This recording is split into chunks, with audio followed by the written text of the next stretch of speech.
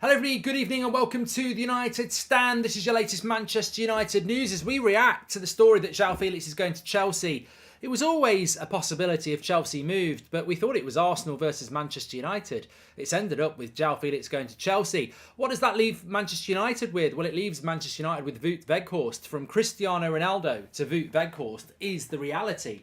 You know, you can get excited about it, you can be positive about it, you can hope it's going to work, but the reality is Mudryk to Arsenal, Felix to Chelsea, Gakpo to Liverpool, Man United getting Wout Weghorst from Besiktas. It's not what a club should be doing to back a manager who's doing really well, in my opinion. We'll also be talking about the Charlton game. I'll be honest, I didn't realise Charlton were in League One mid-table. I thought they were a Championship side. So really big opportunity for Manchester United to rotate ahead of the Manchester derby, but more importantly, if we don't get to the semi-finals of the Carabao Cup, there's something seriously wrong. Wilfred straight away has come up with a good point. Do we now move from Memphis to Pi? For me, it's an absolute no. I think if you get Weghorst and João Felix, it's under, you know, I'd put up with it. If you get Weghorst and Memphis to Pi, I mean, it's double Dutch and it's double something else. It's not good enough. So lots to get into in the show tonight. And don't forget, we were at Carrington today. Adam and Ryan were at Carrington today. Interviewed Diego Dalot about his contract and spoke to him about the defence and stuff like that on the homepage. Give it a watch. Really good interview right at the start.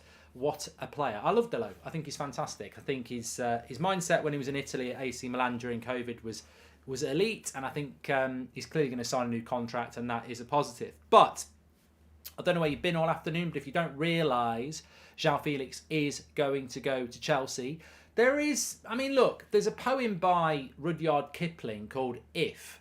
And I think if is the word I would start off with, because I've done plenty of rants and reactions in my time doing the United Stand. And I suppose the word if does come to mind, because if the Glazers weren't selling, I think I'd be losing my shit, to be honest. And I don't blame anybody who's losing it anyway. I really don't, because I think it's disgusting. And I'm not going to lose my shit about it, but I think it's disgusting. And I'll explain to you why. Because Erik ten Hag has done a fantastic job, in my opinion. Some people think, you know, Ollie won a lot of games at the start and look what happened with him. But I think Erik ten Hag has done a fantastic job. And I also think he's defied logic. And Chris says it's sad that we're just used to these letdowns. I know for a fact Erik ten Hag wanted Cody Gakpo and João Felix as his top two targets. He wanted one or the other. The third choice is miles below. So he's basically got two targets up here, and then really it's like, I don't really want anybody else. So United are given two players that he wants in January. And we had a head start on everybody else because we knew Ronaldo was going at the start of November. So we had a 2-month head start to get a replacement for Ronaldo. And Ten Hag says, I want Cody Gakpo or I want João Felix. Both are available in January as well. Cody Gakpo is now wearing the red of Liverpool and João Felix is going to now wear the blue of Chelsea. That is a disgrace. Especially when both those clubs are not in the top 4 and may not even be in the top 4 at the end of the season, and yet we are. It's a disgrace. And get the Glazers out, says Tumbleweed. So look, it is a disgrace. It is a disgrace. And I can't deny that. And I've lost it for a lot less than what we've seen over the last couple of weeks.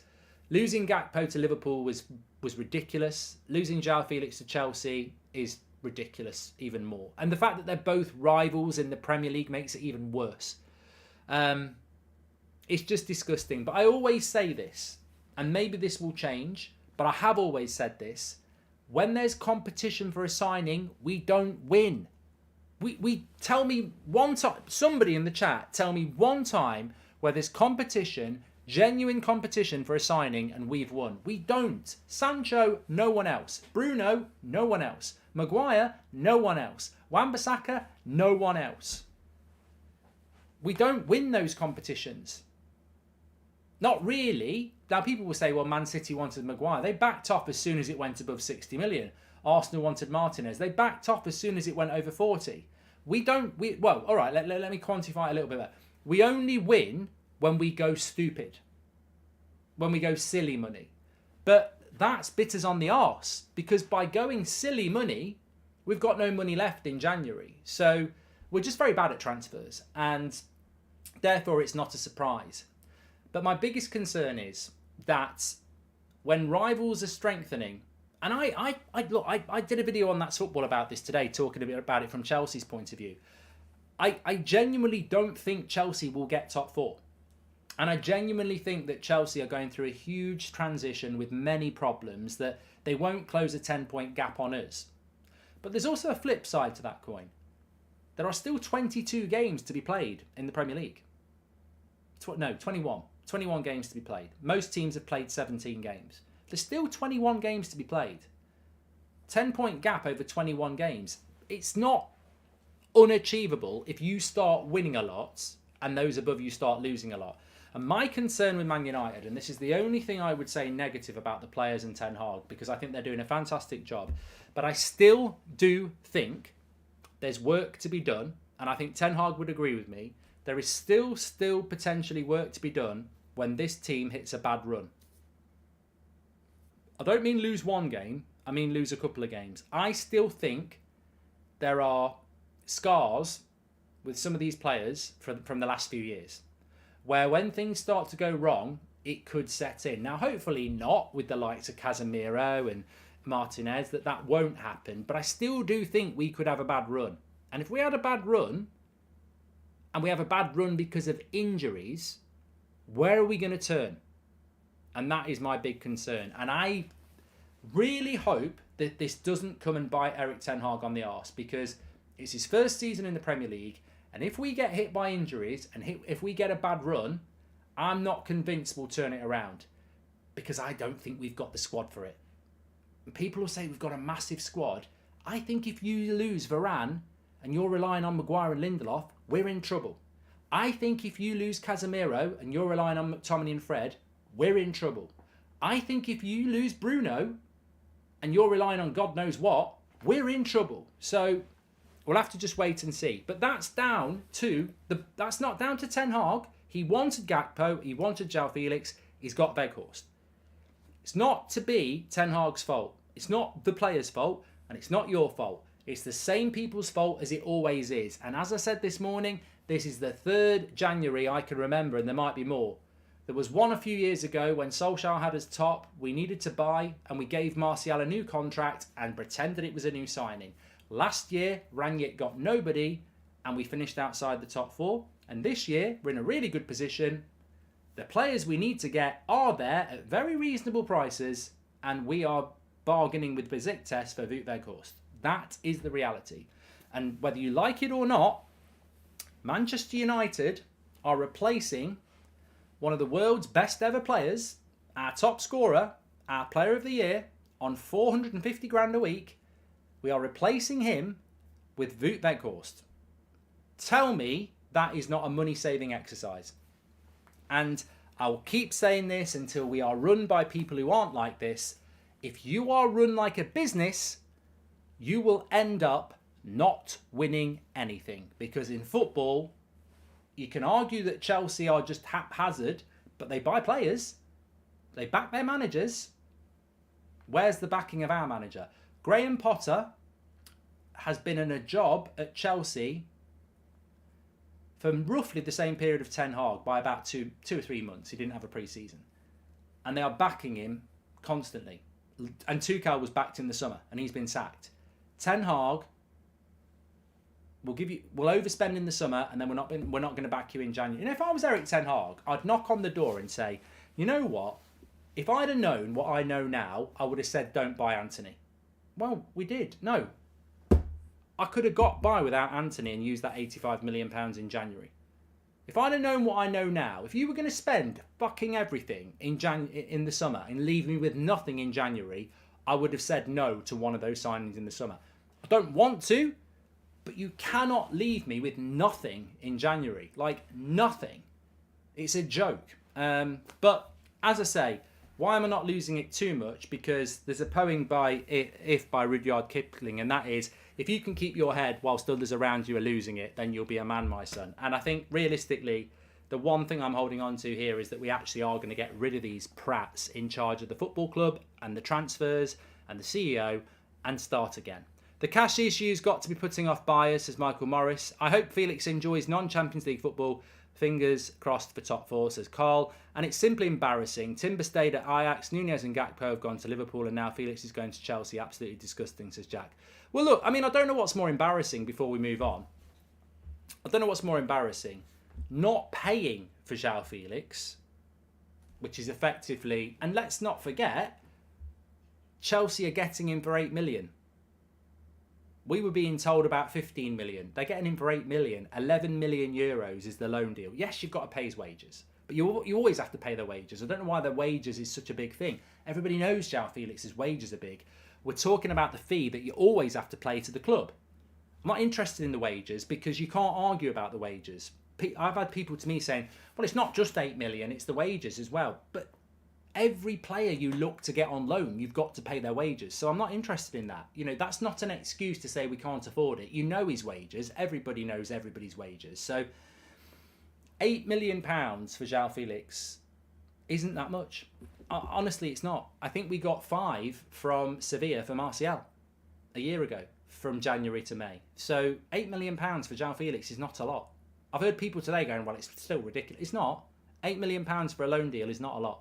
It's not for a player of that quality. So, you know, we were told it was going to be 15. 8 million they've got him for. So I don't know what's more embarrassing, not paying up for him or him snubbing us. Now, there are a couple of outlets that are saying that João Felix was more enamoured by the Chelsea project than he was the Man United and Arsenal project. Well, look, make your mind up. What would you prefer he did? Would you rather he snubbed us or would you rather we didn't pay up? Glazers only spend minimum due to selling the club, says Burhan. Ten Hag, I guess Weghorst or Depay will have to do. Merton negotiating. I'd like to buy a bratwurst or an apple pie, says Vyakov. Besiktas rejected United's first bid for Wout, says Kevin. We'll end up paying about 5 million for Wout Weghorst as well. So 5 million for Weghorst, 8 million for Felix. I'm stoked about this. Never wanted Felix, never wanted Gakpo. Weghorst offers something different until we go and get Harry Kane. He will cause big problems for defenders, as the Argentines found out, says Charlie Max. Yeah. The rest of the Premier League was shitting themselves when he scored 2 goals for Burnley last year, didn't he? Do we have the chance to match Chelsea's offer? Not saying we'll buy. That story was out last week, says Chris McBride. No, seriously, going back to Charlie, I hope Weghorst works out. Just because he scored against me at FIFA and I didn't know who it was a few years ago, there seems to be this myth that I don't like Wout Weghorst. I mean, I don't know where that's coming from. I'm uninspired by it. I am uninspired by it. I'll be completely honest. If you'd said to me when Ronaldo left that Weghorst was going to be his replacement, I probably would have cried.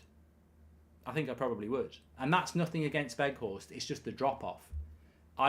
If you'd said to me when Ronaldo left at the start of November that our transfer business in January was Wout Weghorst, I would have cried, I think, because I would have thought, so Cavani's not been replaced, and now Ronaldo's being replaced by Weghorst. So Cavani and Ronaldo have left in the last 6 months, and we've brought in Wout Weghorst.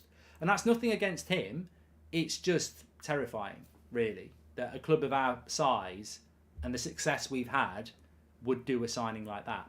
And I completely disagree with Charlie. Charlie makes a lot of comments, and I respect him, but I completely disagree with him. And some people will agree with Charlie, but for me, an out-and-out striker is not more important than Cody Gakpo or João Felix, who can play multiple positions.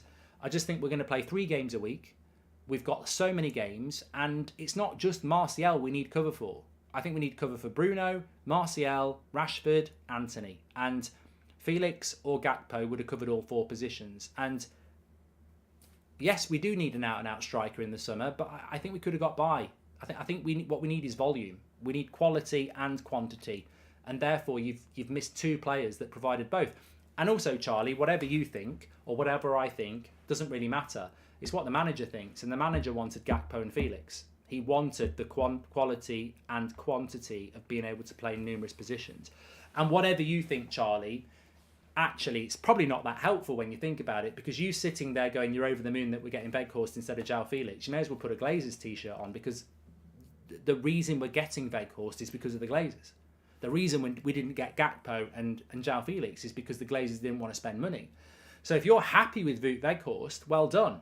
But you're basically applauding the Glazers indirectly, because the reason we're getting him is because he's cheap. and they didn't want to spend money on the manager. So, look, I want Weghorst to do well. It's not his fault, but the reality is it's not what Ten Hag wanted, and it's not what we should have done. We just need to hope it works out. And if anybody can make it work, I think Ten Hag can, because, what I would say as a positive is that I've heard some people saying, well, why are we going for Wout Weghorst anyway? He's shit. Why are we going for him? All right, you don't get João Felix, you don't get Gakpo, but go and get Memphis, go and get Giroud, go and get Thuram, go and get Moukoko. Why are we going for Weghorst? He's the bad choice. I've seen people saying this, but I think Ten Hag's and other people are saying, well, it's another Dutch player as well. When's the Dutch obsession going to stop? It's another Dutch player, another link to the Dutch league, and I think Ten Hag's earned that right. I don't have a problem with that. I don't have a problem with the fact that he's gone for Weghorst. I don't have the problem that he's Dutch. I don't have a problem. I don't actually have a problem with it. My problem is that he's having to go down to the basement when he was asking for higher standard quality players, and he's not been given that. Who he chooses as a cheap option is up to him. I hope you've never complained about overpaying for players. If you seriously wanted Felix, blah, blah, blah, blah, blah. What's this, TT? I hope you never complain about overpaying for players. If you seriously wanted Felix for nearly 20 million, not even what we need. Well, look, mate, thanks for the super chat, but do your bloody homework. What are you talking about? 20 million? I mean, look, people like you make people like me's job difficult because you spout shit. What are you talking about, 20 million? I mean, are you the Glazers? If you're the Glazers and you've done a £5 super chat, it's just brilliant. Like, you're minted. You're going to make billions. At least do a 25 quid one. What are you talking about, 20 million? Why have you bothered to, why are you bothering to type that? All you're doing is propaganda for the Glazers. Well, if you think spending 20 million on João Felix is a good idea, you must be an idiot. I don't give a shit if we spend 50 million. I really don't care if we spend 100. I don't care if we buy him for 100. If Ten Hag wants João Felix and United spend £100 million on him, I couldn't give a shit, mate. I really couldn't. Get the manager what he wants. And also, Chelsea are not spending £20 million on João Felix. They're spending 8. Plus his wages, which I imagine are about $1 million, 1.2 million a month. So that's 5. So they're spending about 14 million. Where are you getting 20 million from? It's just propaganda, mate. Do your homework. It's out there. David Ornstein's a very good journalist. It's out there. Read it. As a banker in an acquisition, I would say that buyers will look more at United's revenue generation and will not blink twice. Club is just starving for proper business management, says Omer. Yeah, I would agree on that. So, look, the thing is, he's going to go and play for Chelsea. We need to talk about Charlton, but he's going to go and play for Chelsea. Where do we go from here? And I've heard a lot of people saying things like, well, let's go and spend, let's get Weghorst and then let's get Thuram, or let's get Weghorst and let's get Memphis, or let's get Weghorst and somebody else. For me, I'm probably in the minority here. I'm like, get Weghorst and the season either goes really well or really shit, and then we start again in the summer. I actually have just about had enough of this transfer window. I haven't got anything left. I wanted Ten Hag to get Gakpo. He's gone to Liverpool. I wanted Ten Hag to get João Felix. He's gone to Chelsea. In a January transfer window, you're not going to have option 3 and 4 that work. You're not. I thought in many ways, I thought we were quite lucky that 2 players that Ten Hag wanted were available in January. He didn't get them. There was an element of risk to Gakpo and there was an element of risk to Felix, but I felt it was worth it because they were what Ten Hag wanted. You can't keep scraping the barrel. If we're getting Weghorst, it's because we didn't get Gakpo or Felix. I wouldn't go and get Weghorst and Memphis. I agree that we need numbers, but you can't just go and buy 2 major risks or loan 2 major risks. I think at the end of the day, get Weghorst, and if you're short, bring Ahmad back. But I wouldn't go and spend any more money on, bottom tier targets. Weghorst is a bottom tier target. It might work. It's a bit like Agallo. It's a bit like Cavani. Agallo didn't work. Cavani did. They were desperate late deals in a transfer window where we should have got better. Cavani worked quite well. Agallo didn't. Weghorst hopefully will work quite well. But you can't go and get another one like that. You can't go and get Memphis, who's another risk. I think we just get Weghorst and we see what happens. And either we will make top 4 and get away with it, or it'll all go to shit. And we'll just have to wait and see what happens. But I wouldn't go and get Weghorst and Memphis. I think that just compounds the embarrassment of not getting the players that we wanted to get. And I know a lot of people will disagree with me there because they'll be going, well, that's contradictory. We need numbers. The more numbers, the better. But I think we've embarrassed ourselves in this transfer window. I don't know how certain people at Manchester United can actually think that they're competent because they've messed this window up massively. I would just get Weghorst and just get on with it now. And the sooner we get taken over, the better. My personal opinion now is, let's find out who these new owners are, because that's the next big step. They could be good, it could be bad. Let's just find out and see if we're going to have a future, because we clearly don't have a future under this business model. You know, we overspent in the summer, we've got no money left, and now we're watching rivals buy the players that we want. Let's just hope that Ten Hag can get us over the line, so that the new owners can hopefully be competent and build a future.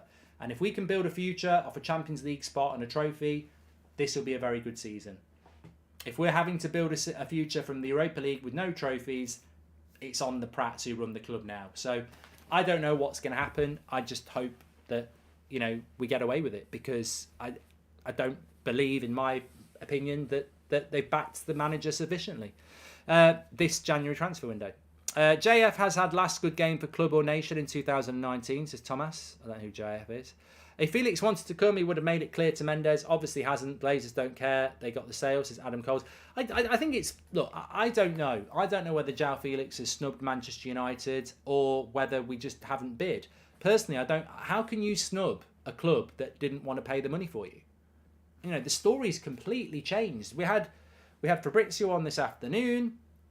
We had loads of other people saying it last week. Man United are interested in João Felix, but they don't want to pay what Atletico Madrid want.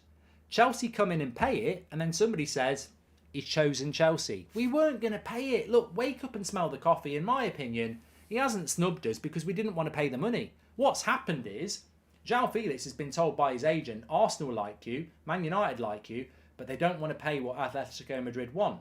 Hold on a minute, Chelsea will. Well, I'll go there then.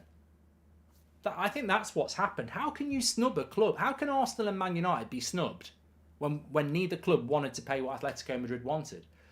You can believe what you want. It doesn't matter. If it makes you feel better that he snubbed us for Chelsea, think that.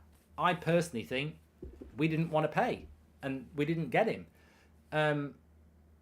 If he did snub us for Chelsea, I'd be very surprised. But, you know, football's weird. Maybe he wants to live in London. I don't know. Hang on, Ten Hag paid what was required for Anthony, he was backed, and now you're moaning overspent. Make your mind up, says Tom Lewis. Tom, you're right up there. Let's have a chat about Tom Lewis's super chat. Look, if you do it, if you want to put yourself out there, don't be surprised if you get, you know, a bit back. I mean, I don't know what you're talking about, Tom. Ten Hag, you know what Ten Hag is? He's a manager. He doesn't negotiate transfers. He says to the club, I want Anthony. The club then negotiate. Ten Hag didn't say... What do you think Ten Hag did? Stop the training session. I'm just getting on a plane back to Amsterdam. I'm sure they'll welcome me loads because I left. Hi, everybody. Can I have Anthony? No. There's 85 million quid. Yes, you can. Thanks, Eric. See you later. I'm off to do coaching again. What are you talking about? Do not pin transfer fees on Eric Ten Hag. It is not in his job description. He gives the club, and also you so contradicted yourself. So Eric Ten Hag bought Anthony for 85 million. Why hasn't he got João Felix then? Because somebody with money has said you can't. He's not the money man. I think after they sell, we'll hear so many stories about the owners, how they destroyed us from the inside. Yannick, mate, we don't need to hear the stories. We don't need to hear the stories. We know. We live it. We've been living it for years. The incompetence is there for us all to see. What about the Qatar story? Either full takeover on Man United or stake in Liverpool and Man United. Khalid. Look, I've always said this, Khalid. When it comes to the ownership of Manchester United, I think some people just need to be very wary of what's coming. I'm ready. I'm ready for it. It's never going to be the same again. And it might be better. It might be a lot better, but it's going to be very different. Who knows what the future is? Like, it's like moving out of a house. You could live in a house for 10 years and it's your house. The minute you move out and somebody else moves in, if you go and visit it in the next week, it's not your house anymore. Everything's different. The people in it, the decorating, the furniture. This is going to come to Man United. I don't know whether people think of it like that. We will stay. We are the fans. The players, hopefully the manager, everyone will stay. But the way it's run will be completely different. It could be America, it could be Qatar, it could be English owners, who knows? It's a different world we're stepping into. I don't know what that world is. All I can say is I'm ready. I'm ready for it. I just cannot put up with more of what we've seen this last few weeks. And look, we did get good players in the summer, but, you know, I don't think the business was good. I thought the players were good, but I thought the business was terrible. Some people don't seem to understand when I said it was embarrassing spending 60 million, 300k a week on Casemiro with 2 weeks to go of the transfer window. It was embarrassing. It was very embarrassing. Casemiro is one of the best CDMs in the world, and I've always said it. So I'm not talking about Casemiro. That's for idiots or us.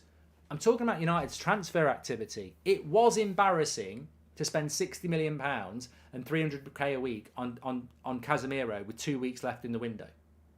Because we'd spent all summer chasing De Jong. And then we desperately go and have to spend money on a really good other player right at the end of the window. Just shows how shit our planning is. The Antony deal was embarrassing. But I like Antony, I like Casemiro, but the way we conduct our business, even in a good window, is terrible. If you're old enough to remember, and you should do, Paul Pogba, very good signing. Took us fucking weeks to do it.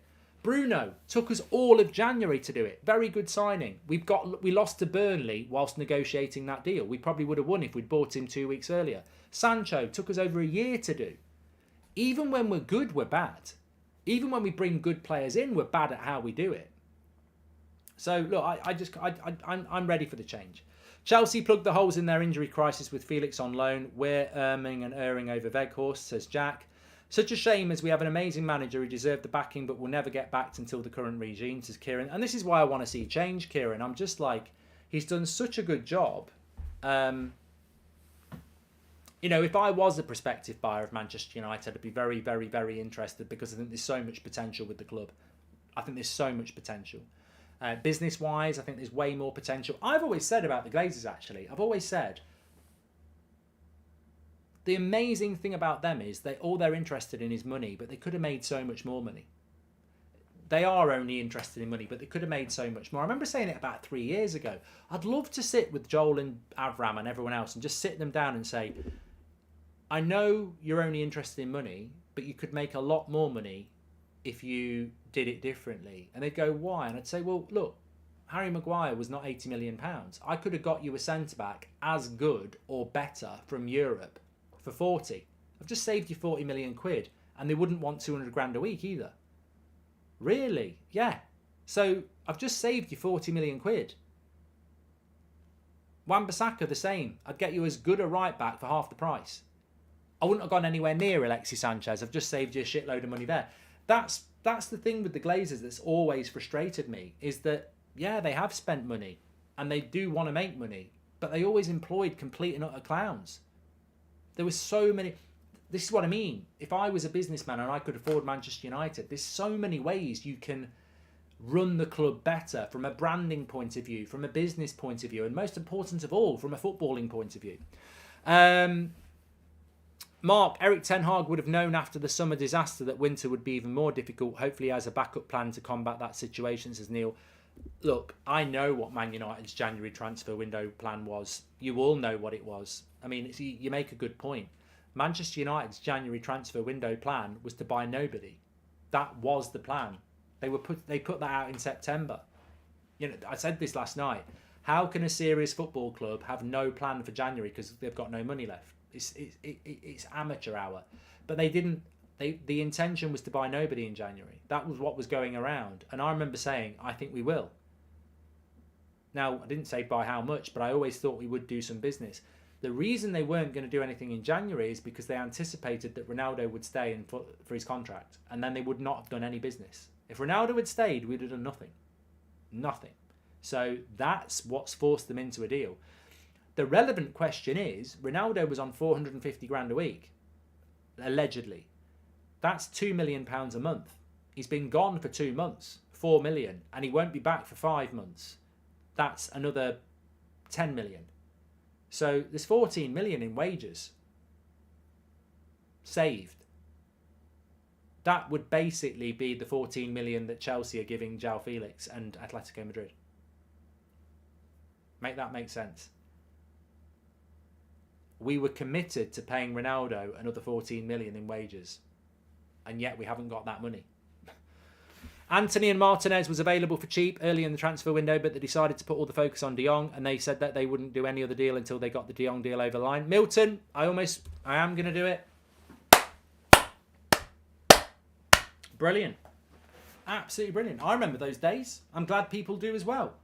We're not doing any business until we get De Jong. They didn't get De Jong, and they ended up spending shitloads because they were panicking, and every other club went, you ain't knocking on our door in the last 2 weeks of the transfer window and getting the price you would have got in June.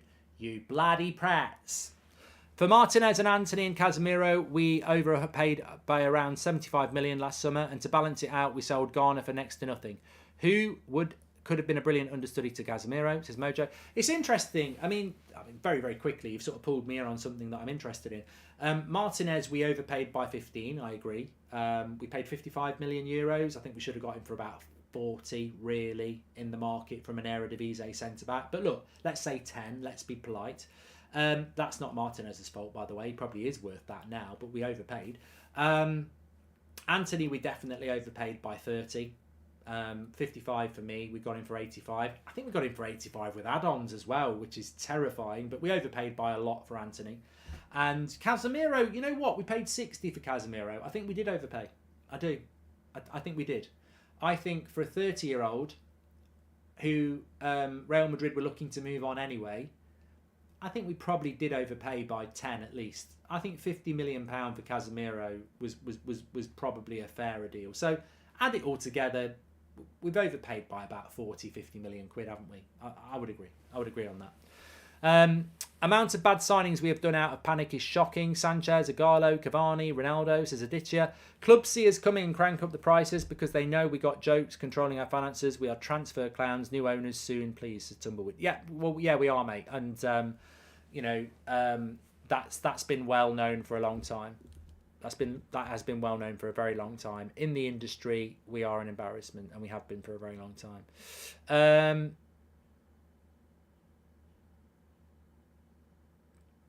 Just a bit about Besiktas are likely to announce Wout Weghorst's departure tomorrow. Apparently that's coming out tomorrow, so we'll keep an eye out for that.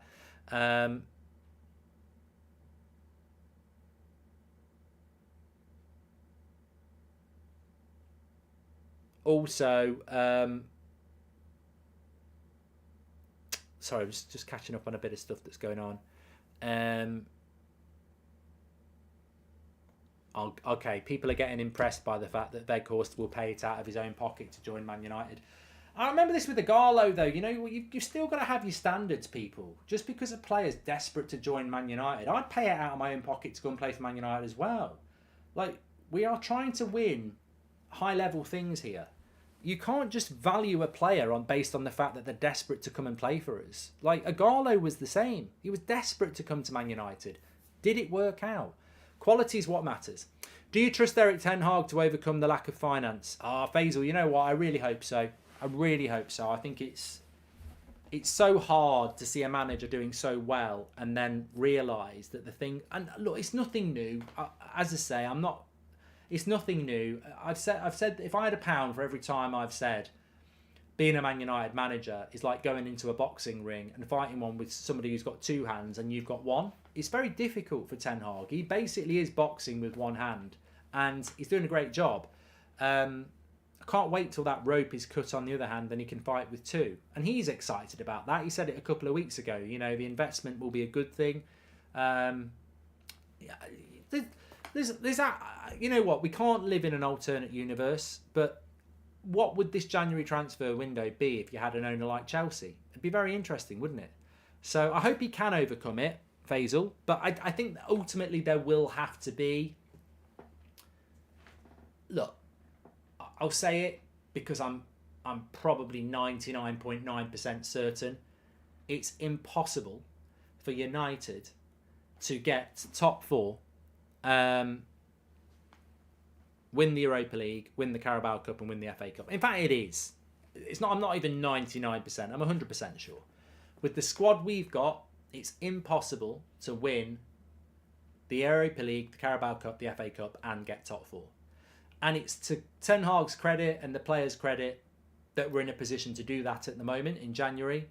But things can change very, very quickly. And I respect Ten Hag for trying to win everything, because ultimately I think what he thinks is, I'm not going to disrespect anything, because ultimately we'll get knocked out of some of these things anyway because of teams being better than us or because we're tired. So we're not going to do everything.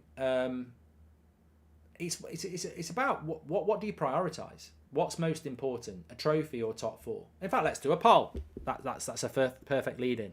What is the priority to you? Top four or a trophy?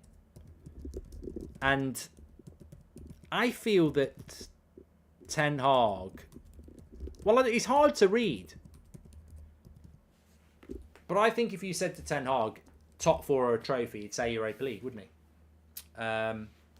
But it's very difficult. It's very difficult. I just hope we don't end up with nothing. Imagine if we finished outside the top four and we didn't win a trophy because of everything we've just discussed. That would be the hard thing for me.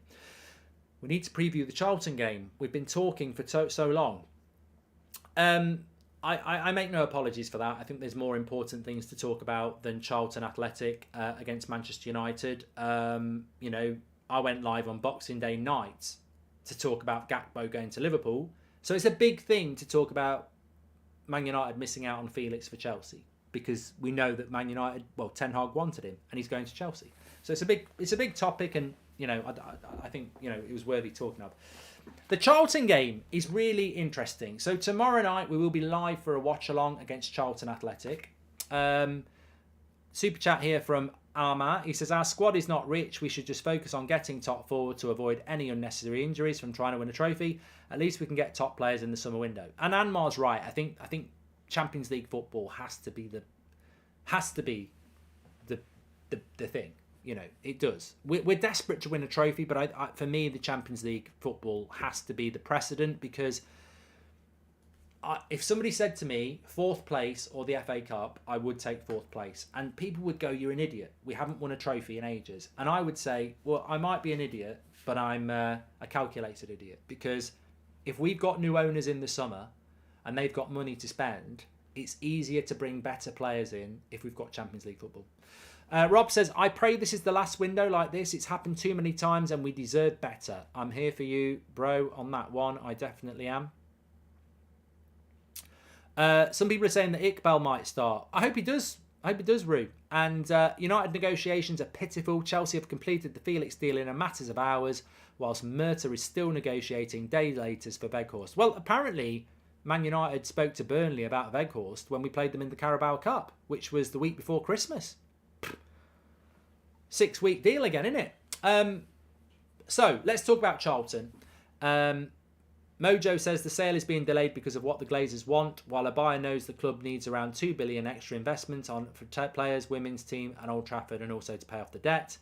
And to be honest, I think we could get top 4 and Europa, says Nasri. I tell you what, I hope some people come out. They probably can't because they probably signed no non-disclosure orders.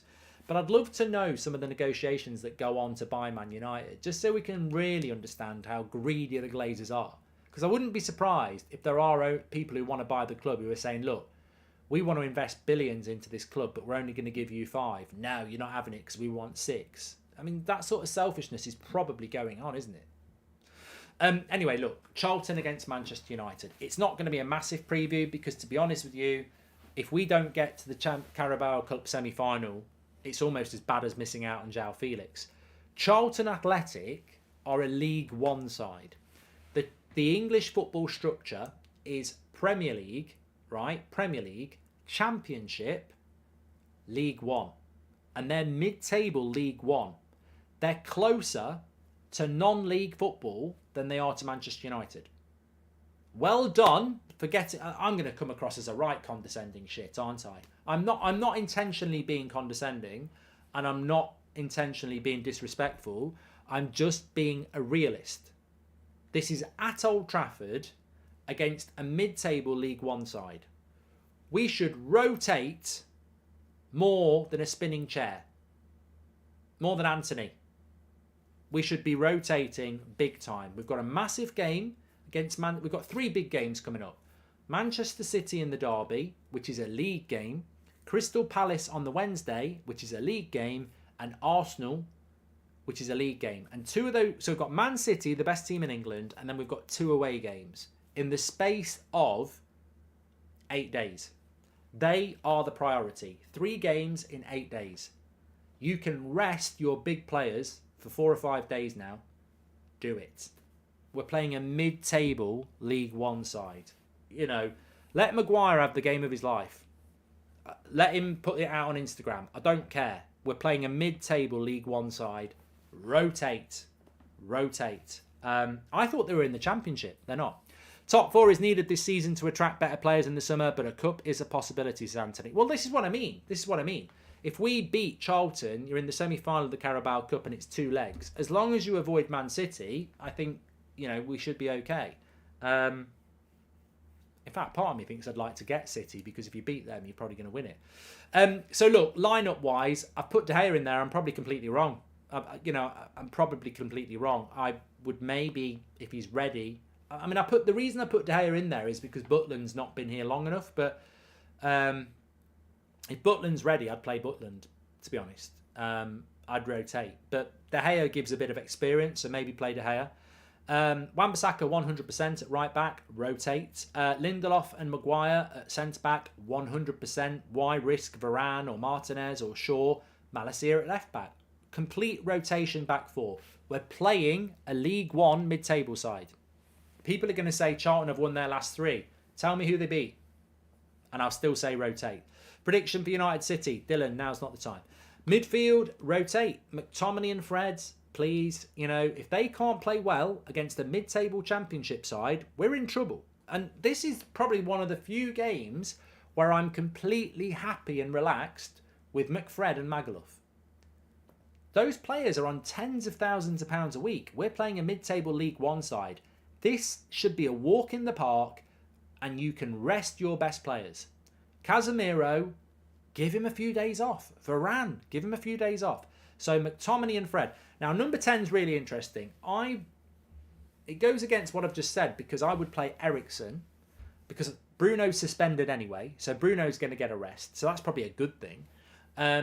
So Bruno can't play. So you've got a choice at number 10. I wouldn't mind playing Iqbal. I really wouldn't mind playing Iqbal. But maybe play Eriksen for 45 minutes. That's what I was thinking with that. And then my front 3, I'd play Martial for an hour, definitely. Just give him another hour because Martial needs the game time. So I'd give Martial an hour. I think Anthony needs the game time as well. So I'd give him an hour. And Garnacho. And then obviously you're going to bring Alanga on and... maybe you can bring Rashford on for half an hour or something like that. But I would certainly go with something like that. I'd be very disappointed tomorrow night if I see Varane, Casemiro starting because there's just absolutely no reason to do it. They're a League One mid-table side.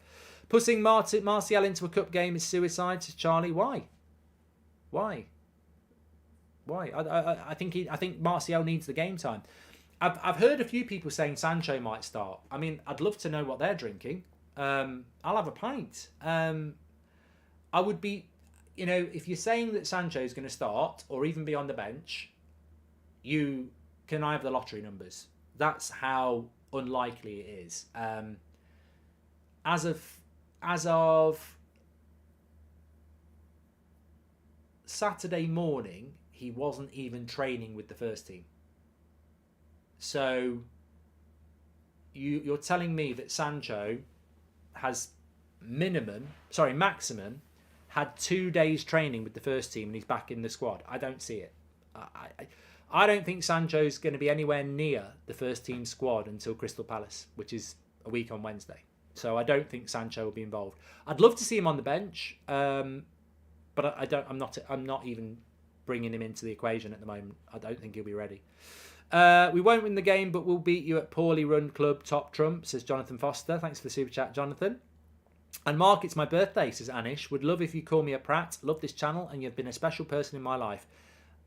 Love you too, pal. Happy birthday, you bloody prats. Happy birthday to Anish, and I'm sure a lot of people will say that as well. So yeah, I think we've got to rotate. I'd be disappointed if we didn't. I've got to say, it was. I even tweeted it. I really thought Charlton were a Championship side. So brilliant, absolutely brilliant. Well done to Charlton, by the way. Quarterfinals of the Carabao Cup is really good, and a plum draw against Man United, they'll be over the moon. So I think Charlton will be very, very happy with what they've done. And for us, it's effectively. I think Reading at home in the FA Cup is. Look, let me just give a bit more clarity here. Where are Reading in the Championship? Reading. I said Reading. Where are you in the Championship, Reading? Lost at the weekend. No, they beat Watford. Reading are currently 13th. So they're mid-table Championship, Reading. I think that will be a walk in the park. So if Reading are mid-table Championship, and I think we'll beat them comfortably. Charlton, mid-table League One. I mean, I am not being disrespectful, but this should be easy. Maguire should score a hat-trick. You could put Maguire in goal. I'm taking the piss now. But no, they will be competitive. They will be well organised. They will be energetic. But there's a skill gap there. And, people like Fred, McTominay, Maguire, Wan-Bissaka, Lindelof, people who've had a bit of shit over the last year or so, they should be playing brilliant tomorrow. And we should be progressing. If we do reach the AFL Cup final, that will postpone another league game. Something is going to give at some point, says Glenny Boy. Well, I agree. Didn't Aston Villa lose to a mid-table team to something, says Jack. Yeah, have you seen where Aston Villa are in the league, mate? No context, basically. What's Aston Villa got to do with Manchester United? Nothing. My point is, we've got really difficult games coming up. 3 big Premier League games coming up. We want top 4. You don't pick your strong team against Charlton in the Carabao Cup when you've got 3 big games coming up.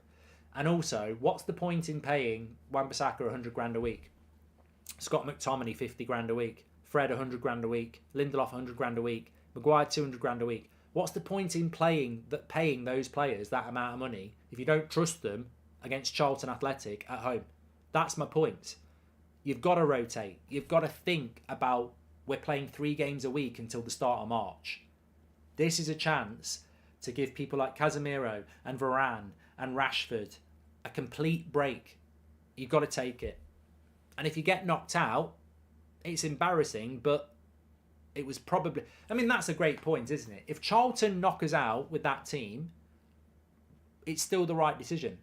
Because he can't pick his strongest team 3 times a week. So you either trust those players and hope they can do the job, or you exhaust your first team players. And I think you've got to trust them players, and I do.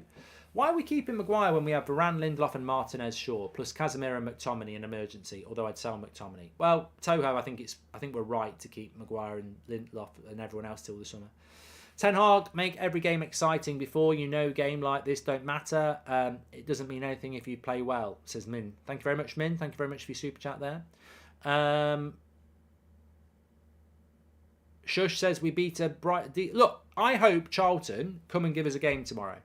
And in no way am I being disrespectful. Not at all. Not at all. I hope you come and give us a game tomorrow. I really, really do. And you will get the respect you deserve if you do that. United fans aren't disrespectful. All we're saying is you're mid-table in League One and we are in the top 3 of the Premier League and we are playing 3 games a week and we've got a Manchester derby on Saturday. If you can't trust some of the millionaires on your bench to come in and play this game, they shouldn't even be here. and it's a good chance for us to rotate. And I think that's what we have to do. What's the priority? 69% of you have said top 4. 31% of you have said a trophy. Now, that's the sort of thing that probably gets clipped by everyone who's not a United fan, saying, look at them, they'd rather get top 4 than a trophy. But you're like me. I think we'll win a trophy in the next 2 or 3 years anyway. But we won't be in the Champions League next year if we don't get top 4, unless we win the Europa League, which is winning a trophy. So I think the priority has to be, only because we've got new owners, by the way. I think if the Glazers were in charge, I'd probably say trophy, because they're never going to do anything anyway. But with new owners coming in, it's got to be the Champions League. Now I'm going to do a final poll here. It's been on my head all summer, all day. Sorry, not all summer. Weghorst.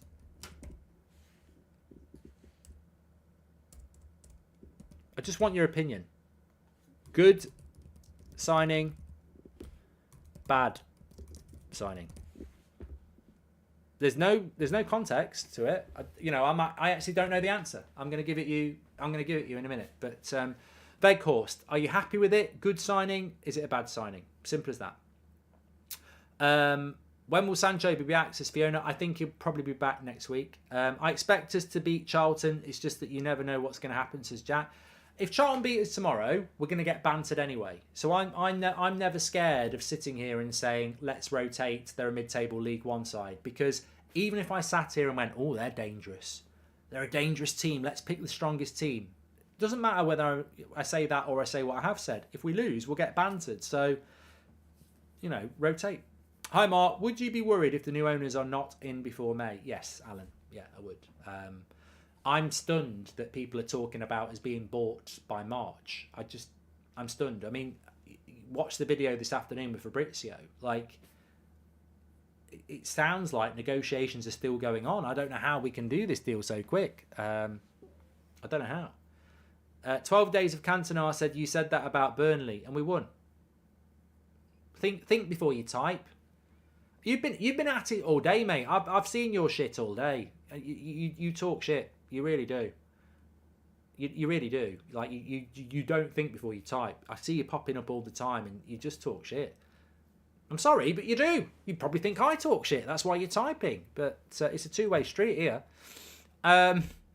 Not the signing I want, says Matt, but if anyone can make it work, it's Ten Hag. He's done wonders with Delow, Shaw, Rashford and others. I mean, yeah, you know what? It's interesting because 64% of you say it's a good signing and 36% of you say it's a bad signing. And I'm encouraged by that because it's a bad signing. Of course it's a bad signing. It's Wout Weghorst to replace Cristiano Ronaldo. It's Wout Weghorst instead of Cody Gakpo or João Felix. It's a bad signing. Of course it is. It's a bad signing. It's a cheap signing. It's a Glazer signing. That's what it is. So it's a bad signing. It's not what we should be doing, but it's not the player's fault. And I hope he does well. Just like I hoped Igalo would do well, even though I knew it was a bad signing. Cavani was a bad signing, but I hoped he did well, and he did. It's not the player's fault. I hope he does really, really well. But let's not pretend this was Ten Hag's priority. And I think that's what we mustn't do. Let's not pretend Ronaldo left and Ten Hag got on the phone to Murta and said, whatever you do, get me Wout Weghorst. That didn't happen. It's a desperation signing, and I hope it works. And we must support him because it's not his fault. And, I hope he does really well at United. And I'm sure, like Igalo did, he'll run around and put the effort in, and hopefully things go well for him. And hopefully we get top 4. So I'm encouraged that a lot of people are saying it's a good signing. I don't think they think it's a good signing. I think it's because they want him to do well, which is what I want to happen as well. So, it's not the player's fault. It's not Ten Hag's fault. It's not your fault. It's the same people's fault who it has been for years. And, let's just hope it works out. Let's be honest. Nobody wants Weghorst, not even Burnley. I don't think he's going to be that bad, Felix. Felix, it's just upset me now, your name. Igalo was good before COVID. Depends what your level of good is, isn't it? You probably like Mrs. Brown Boys. Mark, what if our new owners get rid of Eric Ten Hag like Todd? No. Harry D, look, Chelsea fans are losing their shit. Like, Todd Boehly didn't want to get rid of Tuchel. Tuchel got rid of himself. Todd Boehly came in with ideas and Tuchel didn't like it. And Tuchel ended up falling out with the owners, some of the players, and the results went bad, so he got sacked. The position became untenable. Chelsea's owners didn't walk in and say, we want to get rid of Tuchel. They bought Koulibaly for him. They spent £50 million on Cucurella. They spent £80 million on Fofana. They spent, £40 million on Sterling. They didn't come in and say, we don't want Tuchel. They spent loads of money on him, and it all went wrong. So, no, you can't use that as an example, I'm afraid. Look, never say never, but I think if you're the new owners of Man United and you're going to walk in the door and sack Ten Hag, you're going to have bigger protests than the Glazers did. Thomas says, you chat some absolute nonsense. Ronaldo was terrible. Oh, look, mate, I'm not getting involved in this. You know, if you want to shit on a legend for Wout Weghorst, well done. Well done. I'm going to leave it there. I can't be asked to get into that sort of conversation. Life's too short. Thanks everyone for watching. I've really enjoyed the show. Tomorrow we have got the watch along for Charlton and all the other updates. What I would implore you to do, please do it, because not everyone will have watched it yet. If you go to the homepage, we've got an interview with Delo. Adam spoke to Delo today about his contract, about the back five, about the South American culture and how it's helped Manchester United. Check it out on the homepage, Diego Delo interview on the United Stand. And also we've got the Romano one from this afternoon with me. So loads to catch up on today. Take care, everyone. You're all legends. Even if you're a prat, you are. And take care. I'll speak to you tomorrow. Have a good evening. And yeah, we just need the new owners. You know, as I say, it's very, very frustrating, but we need the new owners. Speak to you in a bit.